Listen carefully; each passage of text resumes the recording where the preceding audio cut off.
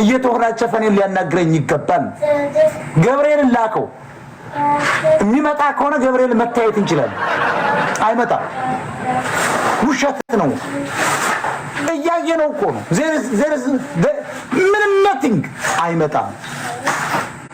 ሚካኤል ላንቺ ብሎ አይመጣም። ለበጠጣም ሰው አይመጣም። እንገርሽ ገብርኤል ላንቺ ይመጣል። ጭፍራ መላእክት ራሱ አትላክም። ሰው ብሎ ነው እግዚአብሔር። እኛ አፍሪካን እኮ ትቶታል። ዝም ብዬ እንደው እንደ ጭቃ የተፈጠርኩት ህዝብ ነው ብሎ አላሉ። እንደው ሰምተሻል? ይሄን ዜና አልሰማሽ? ዩፎዎች እኮ ይዘው መጥተዋል። እግዚአብሔር አፍሪካን ዝም ብሎ ቂጡን አሳብጥቼ ዝም ብዬ ሰራሁት ተሰጥቻለሁ ያልኩ መጽሐፍ ቅዱስ የሚያቀንም አይመስለኝም። በነገር ተሰጥተት ይላል እኮ እግዚአብሔር። የሚያቀንም አይመስለኝም። ስራቱ ተሰጥተት ይላል እኮ። እንደዚህ ያለውን አማራ በመስራቱ እኮ እንደዚህ ቅዘናሙን ኢትዮጵያዊ ተንኮላችን ትልቅ መቀመጫ አዝላ ምዞር ሴትን በመፍጠሩ እግዚአብሔር ተጸጽቷል።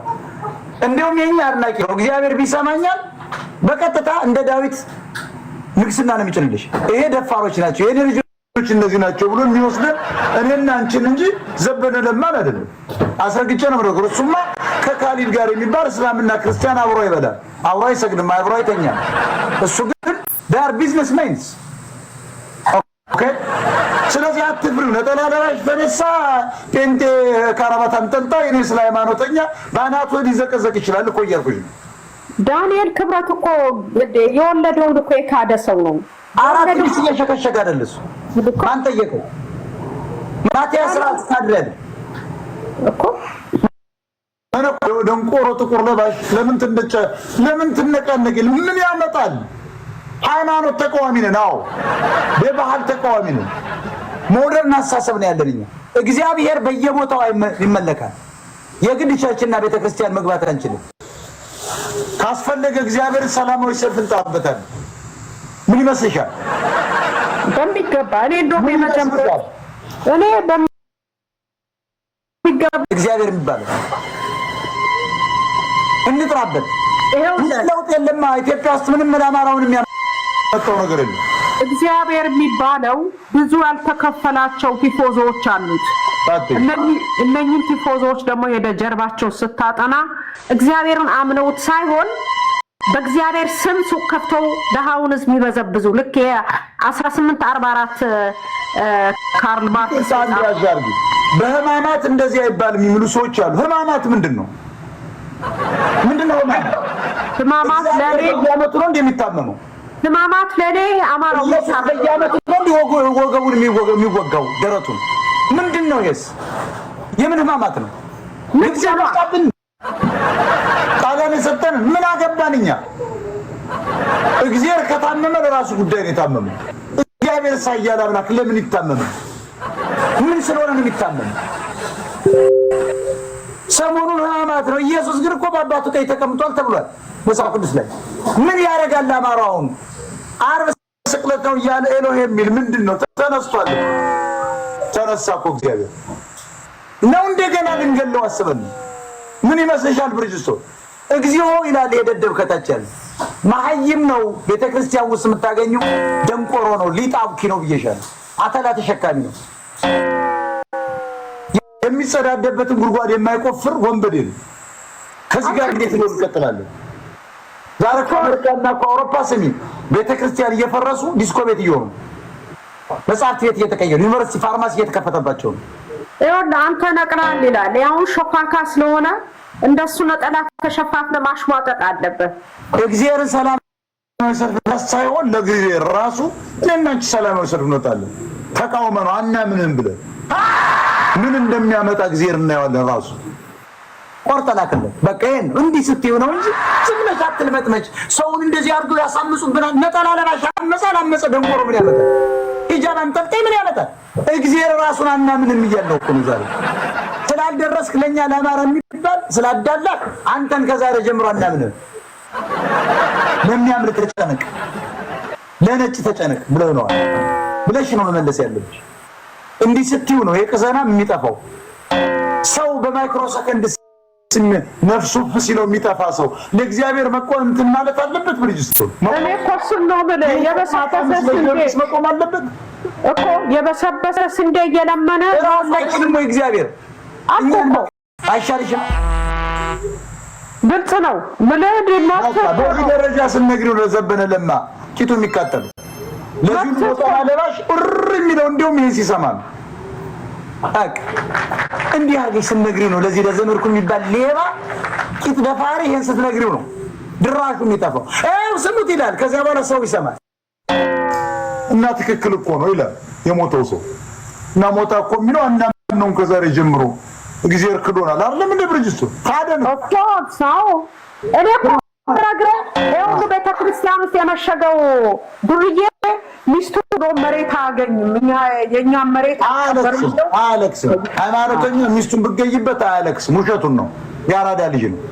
እንደውም ጎፈንድ የሚያዋጡልኝ ነው።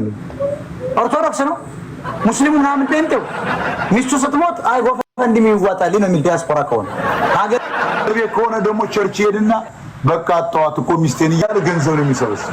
እንደውም ሌላ ትልቅ መቀመጫ በጎን ያስቀምጣች ካለ ቀጥ ብሎ በሶስተኛው ቀን አምጥቶ ቁጭ ነው። ምንድነው ሲባል ያክስቴ ልጅ ነው የሚል አየሻል። አማቶቹ እንዳይጣሉ ያክስታ ከጀርመን መጣ። ሴትዮዋን በህይወት ባለች ጊዜ እኮ ረዳት አሲስታንት መታ ያረጋላ በጎን ከዛ ምንድነው ሲባል አማቶች እንዳይነቁ ከጀርመን መጣ ነው ቆንጆ ናት አይደል እያለ ያክስቴ ልጅ ናት ልታስተዳድረኝ ነው እያለ መለመጥ ይጀምራል። እንዲህ አይነት ወራዳ ነው ሃይማኖተኛ ማለት። ሃይማኖተኛ ማለት ባስ ደንቆሮ ማለት ነው።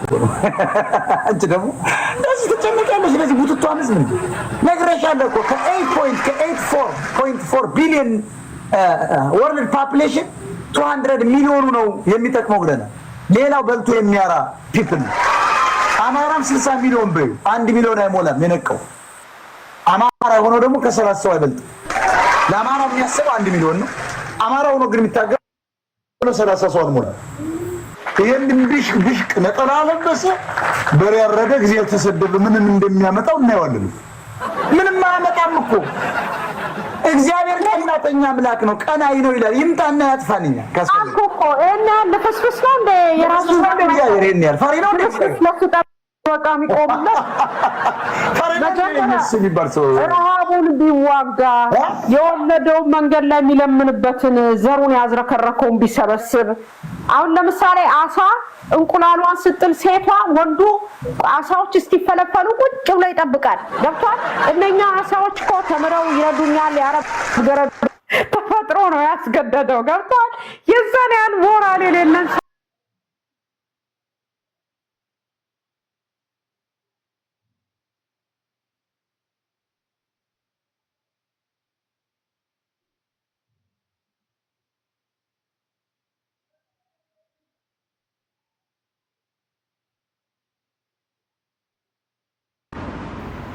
Come on, 1.5. Okay. Romex, thank you, Romex. Supriya in the building, thank you, Supriya. Lalo Cortadot, how are you? Welcome. Romex, let's go, Romex. Romex in the building, guys. Thank you so much. Come, guys.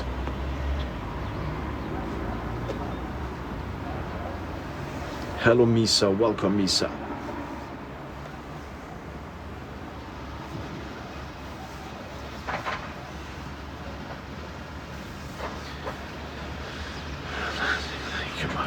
Come on, Margaret. Elizabeth.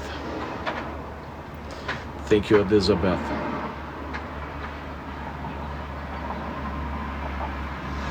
Nicole, you're good, Nicole. Amy, welcome, Amy.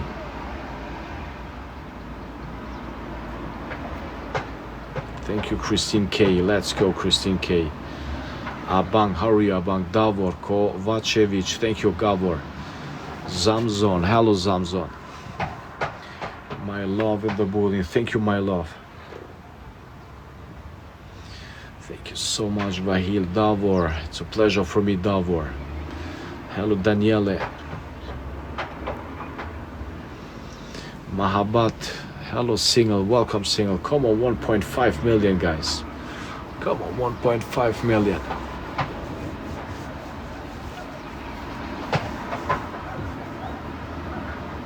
Thank you, Boro. Lord, bro, Julio, how are you, Julio? I hope you're good, Julio.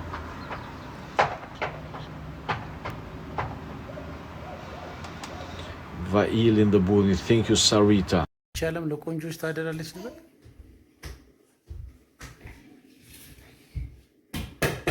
ይመስለኛል። ለምን እንደዛሽ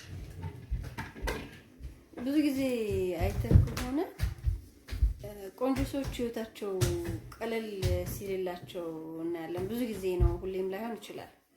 ግን አብዛኛውን ጊዜ ስንመለከት ቆንጆ ሰዎች የተናገሩት ነገር ቶሎ ተቀባይነት የማግኘት የሆነ ነገር ቢያደርጉም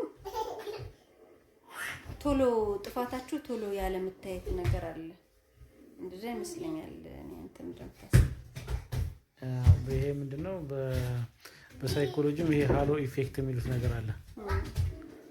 ምንድነው ጥሩ ሉክ ያለው ሰው ጥሩ ስም የገነባ ብራንድ ወይም የሆነ ካምፓኒ በሰዎች ቅድሚያ የመሰጠት ነገር ይኖረዋል እና ካምፓኒዎች ሰው ሊቀጥሩ ሲሉ ራሱ እኩል ብቃት ያላቸው ሰዎች ወይም ደግሞ መልኩ ጥሩ ያልሆነው ሰውዬ የተሻለ ብቃትን ቢኖረው ኢንተርቪው ላይ ምናምን ላይ መልኩ ጥሩ ወደ ሆነው ሰው የማላት ነገር ይኖራቸዋል። ሲቀጥሩ መጨረሻ ላይ ወደዛኛው እንትን የማለት ነገር አለ። የሰው ልጅ እንግዲህ ባያዝ ነው በሚያየው ያ ሰው ጥሩ ነው ሲያዩት ሉኩ ኤክስተርናሊ በጣም ሻይን ሲያደርግ ውስጡም እንደዛው ልክ ነው፣ በቃ ኮምፒተንት ነው፣ የተሻለ እውቀት አለው ብሎ መገመት ይኖራል እና ብራንድ መሆን አለበት ወይ እንደዛ። አሁን ብዙዎቻችን እንደዛ ቢያዝ እንሆናለን። ብዙ የምንታዘባቸው ነገሮች ይኖራሉ።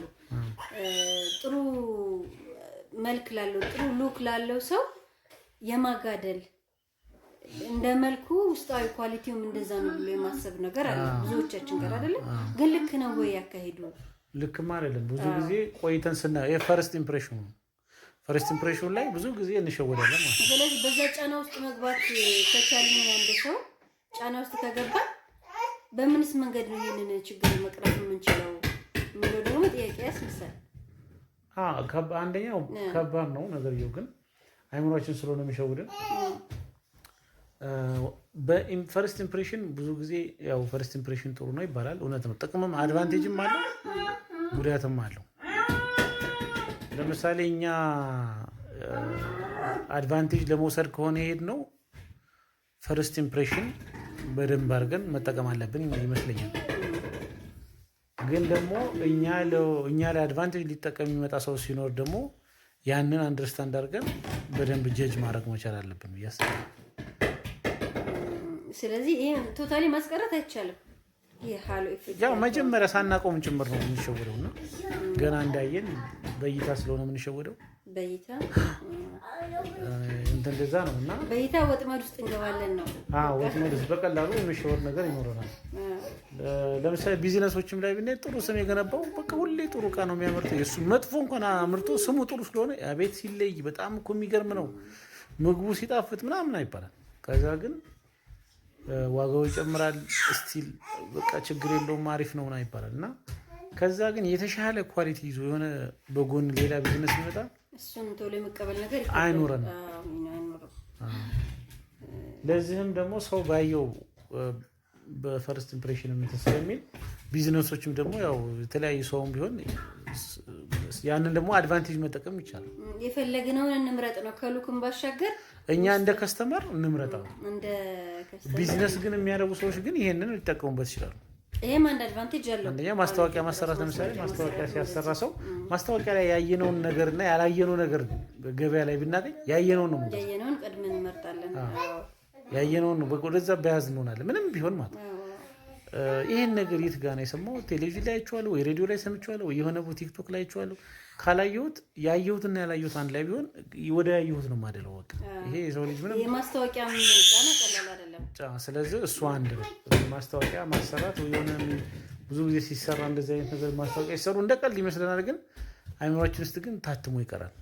ከዛ ከስተመሩ የሆነ ጊዜ ኦፕሽን ሲሰጠው ማስታወቂያ ወደ ያየው ነው እንጂ ወይ ደግሞ ማስታወቂያ በወሬም ጭምር ሊሆን ይችላል። ኢቭን ጥሩ የሆነ ከዚህ በፊት የገዛ ሰው ሳይከፈለው ማስታወቂያ ማለት ነው። ሳይከፈለው ራሱ ፕሮሞት ያደርጋል።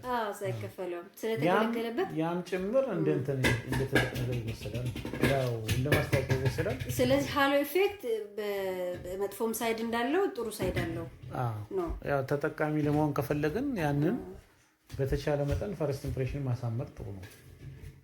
ከዛ ሌላ ያን ሃሎ ኢፌክትን ተጠቅሞ ደግሞ እኛ ትክክለኛ የሆነ ነገር ስንመርጥ ሊሸውደን ይሞክር ካለ ደግሞ ቆም ብለን ማሰብና ከዛም ጀርባ የምንፈልገውን ነገር ፒክ ማድረግ ነው።